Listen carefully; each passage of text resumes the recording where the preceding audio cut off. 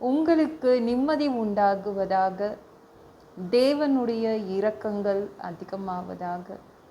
தேவன் என்ன சொல்றாங்கன்னா, ஏசாயா 31:5, பறந்து காக்கிற பட்சியைப் போல சேனைகளின் கர்த்தர் எருசலேமின் மேல் ஆதரவாக இருப்பார். எனக்குன்னா யாராவது ஒரு குரல் கொடுத்தா நல்லாயிருக்கும். என்கிட்ட ஒரு 2 வார்த்தை பேசினா நல்லாயிருக்கும். எனக்கு ஆதரவாக 2 வார்த்தை பேசினா நல்லாயிருக்கும். இல்லை, தேவன் உங்களுக்கு ஆதரவாக இருப்பேன்னு சொல்கிறாங்க. நீங்கள் ஒன்றும் அனாதையாக இல்லை, உங்களுக்கு சப்போர்ட் பண்ணுறதுக்காக, குரல் கொடுப்பதற்காக, உங்களை காப்பாற்றுவதற்காக தேவன் வராருங்க. நீங்கள் சேனைகளின் கர்த்தரை பார்ப்பீங்க. அவர் உங்களுக்கு ஆதரவாக இருப்பார். ஒரு பறவை எப்படிங்க தன்னுடைய குஞ்சுகளை காப்பாற்றும்? பறந்து காப்பாற்றும், நடந்து காப்பாற்றாது. வெறியாக இருக்கும். தன்னுடைய குஞ்சுகள் மேலே அப்படியே ஒரு வெறியாக இருக்கும் இல்லை? ஏதாவது குஞ்சுகளை பிடிக்க வந்தால் என்ன பண்ணோம்? பறந்து கொத்த ஆரம்பிச்சிடும். அவ்வளோதான், செம்மையாக அட்டாக் பண்ணும். அதே மாதிரி தான், அந்த ஸ்பீடில் தான் தேவன் வராது. உங்களை ஏதாவது பிடிக்க வந்தால், ஏதோ ஒன்று உங்களை பிடிக்க வந்தால், ஏதோ ஒரு வியாதியோ ஏதோ ஒன்றோ பிரச்சனையோ உங்களை பிடிக்க வந்தால் பறந்து தாக்குவார். நீங்கள் பரலோகத்தின் தேவனை பார்ப்பீங்க. சேனைகளின் தேவனை நீங்கள் இன்னைக்கு பார்ப்பீங்க. உங்களுக்கு ஆதரவாக வருவாருங்க. சரிங்களா? உங்களை விடுவிப்பார், தப்புவிப்பார். உங்களுக்கு ஒன்றுனா சும்மா இருக்க மாட்டார். பரலோகத்தில் இருந்து அவர் வந்துடுவார். என் பிள்ளைய நான் பார்த்துப்பேன் அப்படின்னு அவர் வருவார். உங்களுக்கு ஆதரவாக இருப்பார். அவர் யாருன்னா சேனைகளின் கர்த்தர்.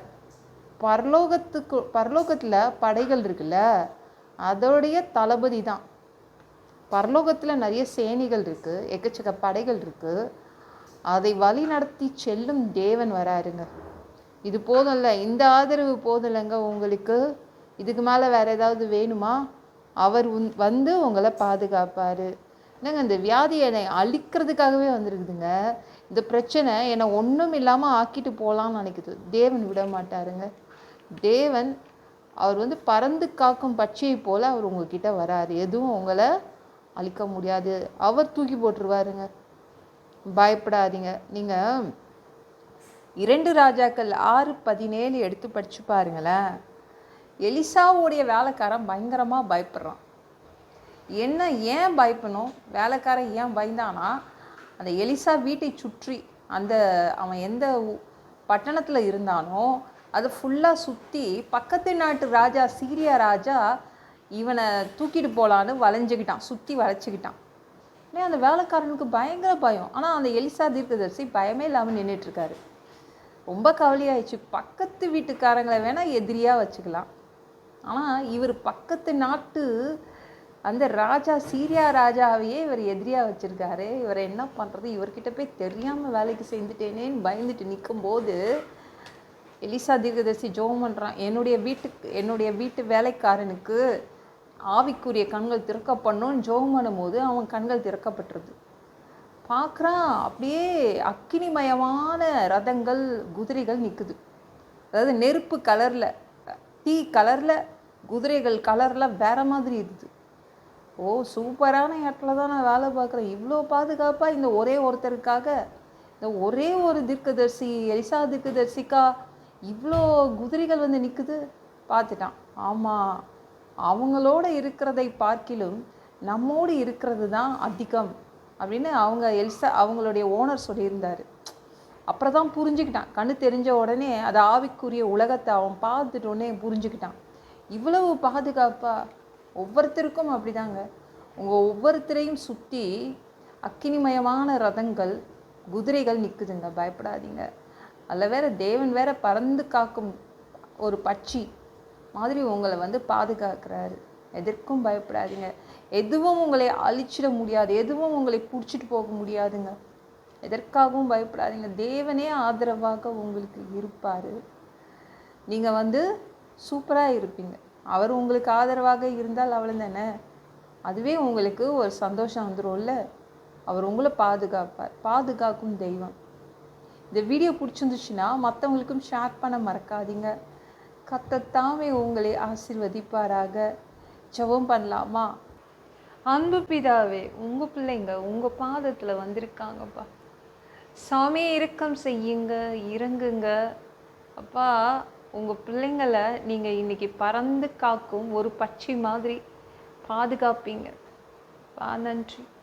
ஆதரவாக இருப்பீங்க. எல்லா பொல்லாத பிசாசுகள், ஏவல்கள், மந்திரங்கள், தற்கொலை ஆவிகள், பயத்தின் ஆவிகள், பலவீனப்படுத்துகின்ற ஆவிகள் எல்லாம் இயேசு என்ற பெயரினை கொண்டு துரத்துகிறேன். ஓடிப்போ. உங்கள் பிள்ளைங்களை ரத்த கோட்டிக்குள் மறைச்சிக்கோங்க. பரிசுத்த ஆவியால் நிரப்புங்க. ஞானஸ்நானம் எடுக்கணும். ரட்சிப்பீராக. இயேசுவின் காயப்பட்ட தழும்புகளால் எல்லா வியாதிகளும், எல்லா பலவீனங்களும், கேன்சர் போன்ற வியாதிகளும், மரண படுக்கைகளும் சரியாகுவதாக. பரம்பரை வியாதிகள் சரியாகுவதாக. ஒரு மனிதனாக பிறந்தா ஜீவ புஸ்தகத்தில் பேர் இருக்கணும். அப்படி இல்லைன்னா அந்த மனுஷனை பிடிச்சி நீங்கள் நரகத்தில் தள்ளிடுவீங்க. தீ எறிகிற இடத்துல எப்படி போய் வாழ்கிறதுப்பா? பரலோகத்துக்கு வர்றதுக்கு தான் ஆசைப்படுறோம். அடித்து உதச்சி திருத்தி எங்களை பரலோகத்துக்கே அனுப்பிடுங்க. கழுவப்படாத பாவங்கள் எங்ககிட்ட இருந்துச்சுன்னா உங்கள் திரு ரத்தத்தை கொண்டு கழுவி எங்களை பரலோகத்துக்கே அனுப்பிடுங்க. எந்த ஒரு இமை பொழுது நீங்கள் வருவீங்கன்னு இயேசுவை வணங்கி வணங்கி காத்துட்ருக்கோம். பரிசுத்தமாக வாழ்ந்து வாழ்ந்து காத்துட்ருக்கோம். அந்த ஒரு இமைப்பொழுதில் உங்களுக்கு ஒப்பான உடம்பு எங்களுக்கு கொடுக்கப்படும். அதை பெற்றுக்கொண்டு மதியவானத்தில் உங்களை சந்திக்க வருவோம். அந்த தருணத்தை நாங்கள் இழந்துடக்கூடாதுப்பா. ஒரு மனிதனால் பரிசுத்தமாக வாழ்கிறது கூடாத விஷயம். அதற்கும் உங்கள் உதவி கேட்டு வந்து நிற்கிறோமாப்பா. 7 வருட அந்தி கிறிஸ்து ஆட்சியில் விட்டுட்டு போயிடாதீங்க. பிசாசு நடத்தும் ஆட்சியில் விட்டுட்டு போயிடாதீங்க. 1000 வருடப்பா இந்த பூமியை ஆட்சி செய்வதற்காக வருவீங்க. அந்த பொற்காலத்தை பார்க்க ஆசைப்படுறோம். எல்லாவற்றையும் ஒப்பு கொடுக்குறேன். இயேசு மூலம் ஜெபம் கேளும் பிதாவே. ஆமென். நாளைக்கு பார்க்கலாம்.